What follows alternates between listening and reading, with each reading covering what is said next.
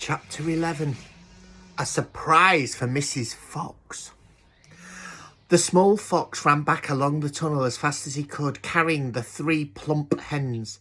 He was exploding with joy. Just wait, he kept thinking, just wait till Mummy sees these. He had a long way to run, but he never stopped once. Not once on the way. He came bursting in upon Mrs. Fox. Mummy, he cried out of breath. Look, Mummy, look! Wake up, see what I've brought you. Mrs. Fox, who was weaker than ever now from the lack of food, opened one eye and looked at the hens. Am I dreaming? She murmured and closed the eye again.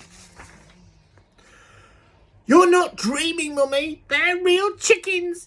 We're saved. We're not going to starve. Mrs. Fox opened both eyes and sat up quickly. But, my dear child, where on earth? Boggish chicken house number 1, spluttered the small fox. We tunnelled right up under the floors, and you've never seen so many big fat hens in all your life. And Dad said to prepare a feast. They'll be back soon. The sight of the food seemed to give new strength to Mrs. Fox. A feast it shall be, she said, standing up. Oh, what a fantastic fox your father is. Hurry up, child, and start plucking those chickens. Far away down in the tunnel, the fantastic Mr. Fox was saying, Now for the next bit, my darlings. This one will be as easy as pie. As we have to do, all we have to do is dig another tunnel from here to there. To where, Dad? Don't ask so many questions. Start digging.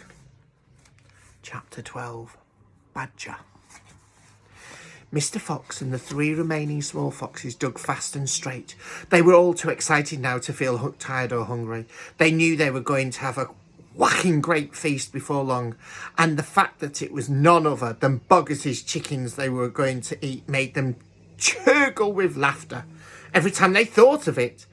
It was lovely to realise that while that fat farmer was sitting up there on the hill waiting for them to starve, he was also giving them their dinner without knowing it. Keep digging, said Mr. Fox. It's not much further. All of a sudden, a deep voice above their heads said, Who goes there? The foxes jumped. They looked up quickly and they saw peeking through the small hole in the roof of the tunnel a long, black, pointed, furry face.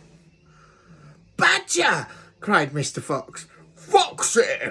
cried Badger. My goodness me, I'm glad I found someone at last. I've been digging around in circles for 3 days and nights. I haven't the foggiest idea where I am. Badger made the hole in the ceiling bigger and dropped down beside the foxes. A small badger, his son, dropped down after him. Haven't you heard what's happening up on the hill?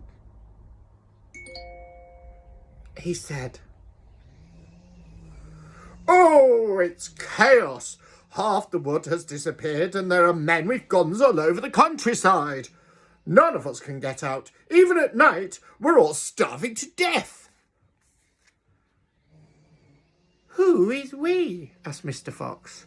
Oh, all of us diggers. That's me and Mole and Rabbit and our wives and children. Even Weasel, who can usually sneak out of the tightest of spots, is right now hiding down my hole with Mrs. Weasel and 6 kids. What on earth are they going to do, Foxy? I think we're finished. Mr. Fox looked at his 3 children and smiled. The children smiled back at him, sharing his secret. My dear old Badger, he said, this mess you're in is all my fault. I know it's your fault, said Badger furiously, and the farmers are not going to give up till they've got you. Unfortunately, that means us as well. It means everyone on the hill. Badger sat down and put a paw around his small son. We're done for, he said. My poor wife up there so weak she can't dig another yard. Nor mine, said Mr. Fox, and yet at this very minute she's preparing for me and my children the most delicious feast of plump, juicy chickens. Stop, cried Badger. Don't tease me. I can't stand it. It's true, cried the small foxes. Dad doesn't not teasing. We've got chickens galore. And because everything is entirely my fault, said Mr. Fox, I invite you to share the feast. I invite everyone to share it. You and Mole, Rabbit and Weasel, and all your wives and children. There'll be plenty to go round, I can assure you.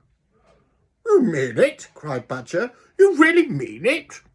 Mr. Fox put his face to the Badger's and whispered darkly, Do you know where we've just been? Where? Right inside Boggy's chicken house number 1. No. Yes, but that is nothing to where we're going now. You've come just at the right moment, my dear Badger. Can you help us dig? And in the meanwhile, your small son can run back to Mrs. Badger and all the others and spread the good news. Mr. Fox turned to the small Badger and said, Tell them they are invited to a fox's feast. Then bring them all down here and follow this tunnel back until you find my home. Yes, Mr. Fox, said the small Badger. Yes, sir, right away, sir. Oh, thank you, sir. And he scampered quickly back through the hole in the roof of the tunnel and disappeared.